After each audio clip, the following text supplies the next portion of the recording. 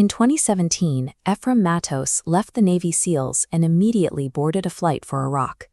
He wasn't there on a military deployment.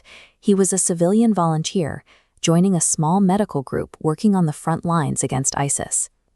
As a SEAL, Ephraim operated with the world's most advanced support system. Now he was stepping into a war zone without air support, without medevacs, and with the knowledge that if he were captured, no rescue mission was coming for him. He arrived on the outskirts of Mosul. This is what the city looked like, a landscape of shattered concrete and ruins, held by a terrorist organization that spent years fortifying every block. ISIS used the city's remaining residents as a human shield, effectively trapping them within the ruins to deter airstrikes. To ensure they stayed, snipers were positioned to gun down any man, woman, or child attempting to flee toward safety. Ephraim had intentionally traded his military safety net for a role in a conflict where the casualties were constant and the support was non-existent. Within weeks, the volunteer aid station was flooded with wounded civilians. Survivors told the medics about a massive massacre that had just occurred a few blocks north, though the scale of the atrocity was still unclear. The following morning, Ephraim and his team moved toward the sound of the gunfire to investigate. They reached a large intersection and tucked behind a concrete wall to stay out of the line of sight of the buildings ahead. Ephraim looked around the corner toward the Al-Salam hospital. In the street directly in front of this ISIS stronghold lay the bodies of over 200 civilians who had been slaughtered while trying to escape the day before. As he scanned the carnage, he saw a 4-year-old girl named Demoa. She was alive, huddled under the clothing of her dead mother. Next to her, 2 wounded men were trying to remain still among the bodies, hoping the snipers wouldn't notice them. The survivors were pinned down in a kill zone. Ephraim and the volunteers realized that if they didn't act immediately, those 3 people would be dead by sunset. The team coordinated a desperate rescue plan. An Iraqi tank would roll down the street to serve as a shield, followed closely by an armored Humvee. Simultaneously, American artillery would drop a smoke screen to blind the ISIS gunners in the hospital. But as the smoke began to bloom in the street, the Humvee driver panicked. He refused to move the vehicle into the line of fire, effectively stalling the mission while the smoke screen was already beginning to drift away. With the Humvee out of the operation, the volunteers decided to proceed on foot. They stepped out from behind their wall and tucked themselves directly behind the tank's iron treads, using the moving machine as their only cover.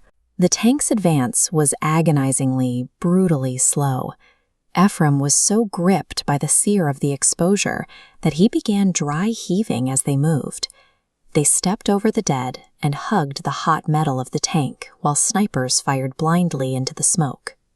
The carefully coordinated rescue plan had dissolved. The volunteers were now completely exposed, operating in a space where a single mistake or a shift in the wind would mean certain death. They reached the pile, grabbed Demoa and the 2 men, and pulled them into the cramped space behind the tank. As they began to reverse through the narrow streets, the rescue finally seemed possible.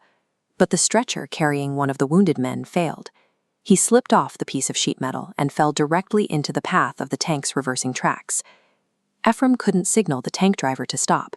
He instantly dove out into the wide open, grabbed the man, and rolled him clear of the treads, just as the smoke screen finally dissipated, leaving both of them fully visible to the snipers in the hospital. Ephraim looked at the man and then at the tank, which was already several yards away. He realized he couldn't drag the man back to cover fast enough to save them both.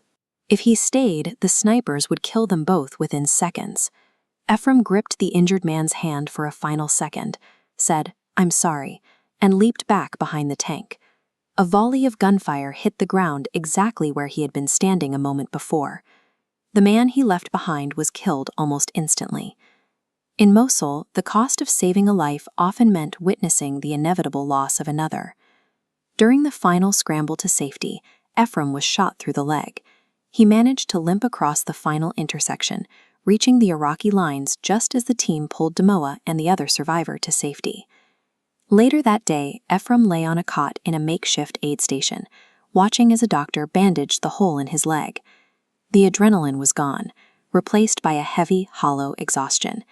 He looked over and saw Demoa sitting 2 beds away. She was covered in the dust of the city, but physically unharmed, eating a piece of bread, her eyes fixed on nothing. Ephraim reached up, pulled his hat down over his eyes, and began to weep. He lay there for a long time, processing the memory of the hundreds of people still lying in the street. Demoa was safe, but the weight of everyone they couldn't reach remained with him. The city of death was defined by a scale of slaughter that seemed impossible to combat.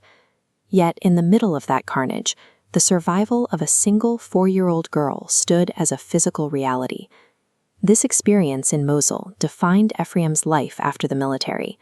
He would eventually found Stronghold Rescue and Relief, an organization designed to operate in the exact types of conflict zones where civilians have no other protection. The organization focuses on the gaps in international aid, the places where families are trapped and no conventional government or military force is willing to go.